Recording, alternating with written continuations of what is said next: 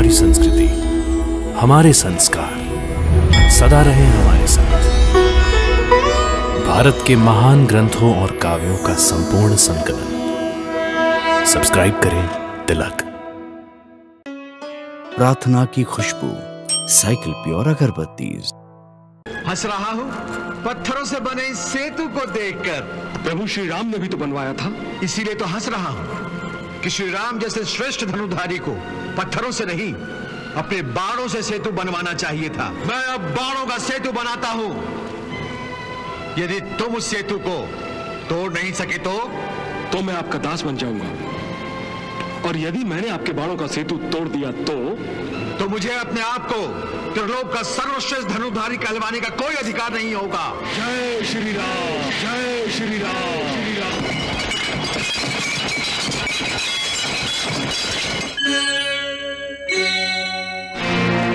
रुको साथ। जय श्री राम, जय श्री राम। पत्थरों का सेतु। पता नहीं लोग मुझ जैसे सर्वश्रेष्ठ धनुधारी के होते हुए पत्थरों का सेतु क्यों बना देते हैं। यदि वो मुझसे याचना करें तो मैं उनके लिए जहां आवश्यकता होगी अपने बाणों का सेतु बना दूंगा। जय श्री राम, जय श्री राम, जय श्री राम, श्री राम। पत्थरों का सेतु। हे मनुष्य, तुम हंस क्यों रहे हो? हंस रहा हूँ पत्थरों से बने इस सेतु को देखकर। परंतु मेरी समझ में यह नहीं आया कि पत्थरों के सेतु को देखकर तुम्हें हंसी क्यों आ रही है?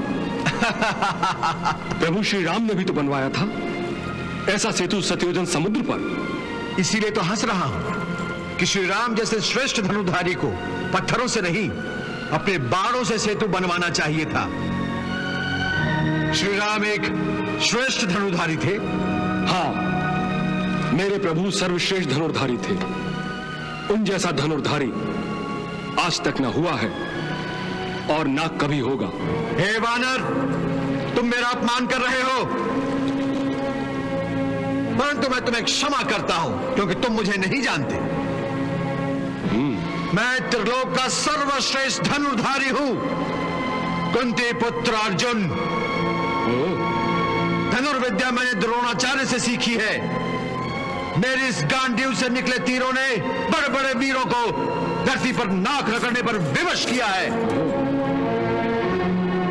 हे वानर, यदि मैं प्रभु श्री राम की जगह होता तो पत्थरों से नहीं,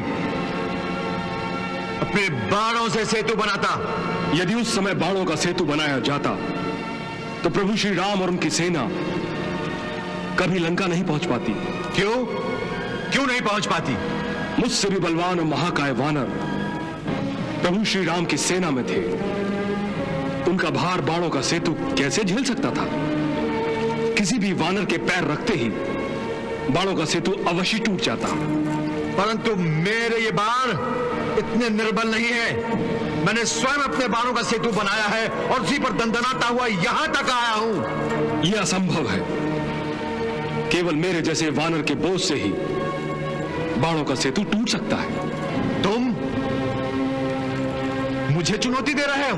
मैं तो तुम्हें समझा रहा हूं। मैं अब बाणों का सेतु बनाता हूं। यदि तुम उस सेतु को तोड़ नहीं सके तो मैं आपका दास बन जाऊंगा। और यदि मैंने आपके बाणों का सेतु तोड़ दिया तो मुझे अपने आप को त्रिलोक का सर्वश्रेष्ठ धनुधारी कहलवाने का कोई अधिकार नहीं होगा। यदि आपका यही हठ है तो बनाइए सेतु।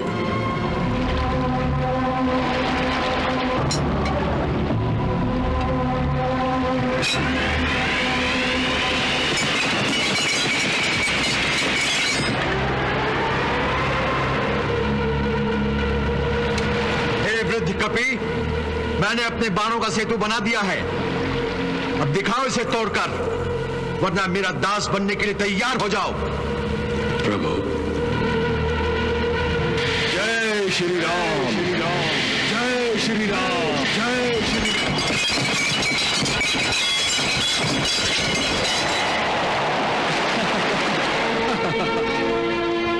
हे कुंती पुत्र, क्या अब भी तुम अपने आप को सर्वश्रेष्ठ धनुर्धारी समझते हो?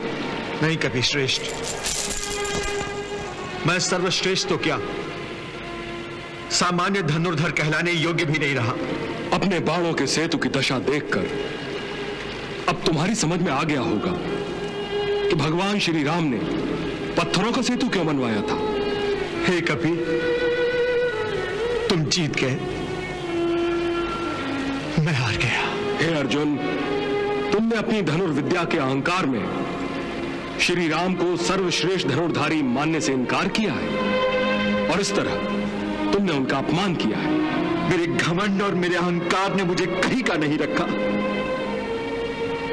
मेरा जीवन ही नष्ट हो गया और ये केवल इस धनुर्विद्या के कारण हुआ है।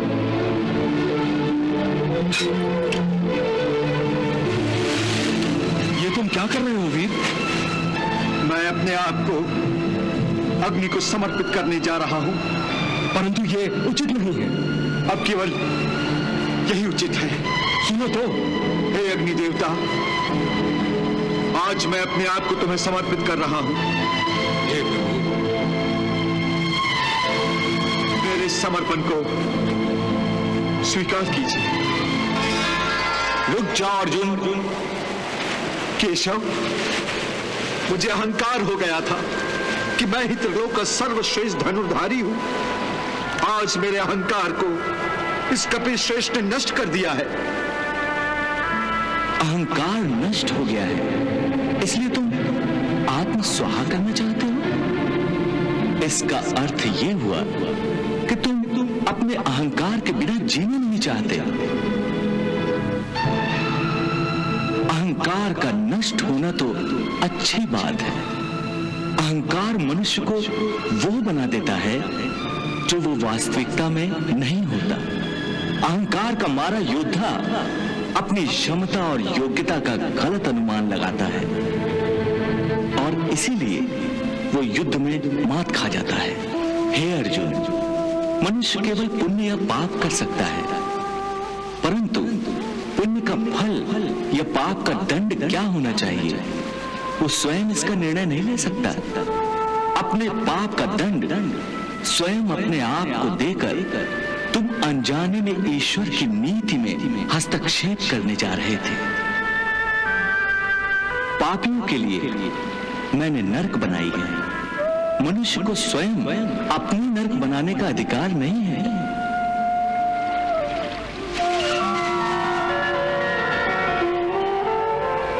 हे वासुदेव, मुझसे बहुत बड़ी भूल हो गई, मुझे क्षमा कर दो। मित्र मित्र से क्षमा नहीं मांगा करते, बल्कि मित्र तो वो होता है जो बिन मांगे ही क्षमा प्रदान कर देता है। पार्थ, मैंने तुम्हें पहले ही क्षमा कर दिया है। हे वानर श्रेष्ठ, तुमने मेरे अहंकार को तोड़कर और मेरे पाप की ओर संकेत करके मुझ पर बड़ा उपकार किया है।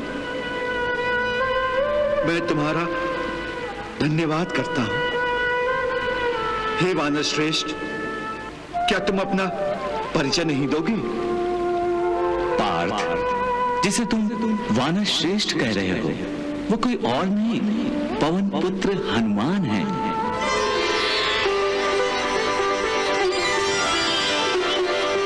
मेरी ही आज्ञा से हनुमान ने तुम्हारे अहंकार को नष्ट किया है, किंतु हनुमान का उद्देश्य तुम्हें नष्ट करना नहीं है। हे पवन पुत्र, मुझे क्षमा कीजिए। अनजाने में मैंने आपका अपमान किया है। अनजाने में हुई भूल के लिए क्षमा कैसी? हे अर्जुन, ये बात सदा याद रखना, जो योद्धा अहंकार को जीत लेता है दूसरे सारे शत्रुओं को परास्त कर सकता है, क्योंकि किसी भी योद्धा का अहंकार से बड़ा शत्रु कोई नहीं है। जिसने अहंकार को जीता समझो संसार को जीता। वाह हनुमान जी, वाह, आप धन्य हैं, महाज्ञानी हैं, और आज अपने ज्ञान भंडार से ये मोती देकर आप मेरे गुरु बन गए हैं। मैं आपका आभारी हूं। आपका आशीर्वाद सदा मेरे साथ रहे, यही मेरी आंतरिक इच्छा है।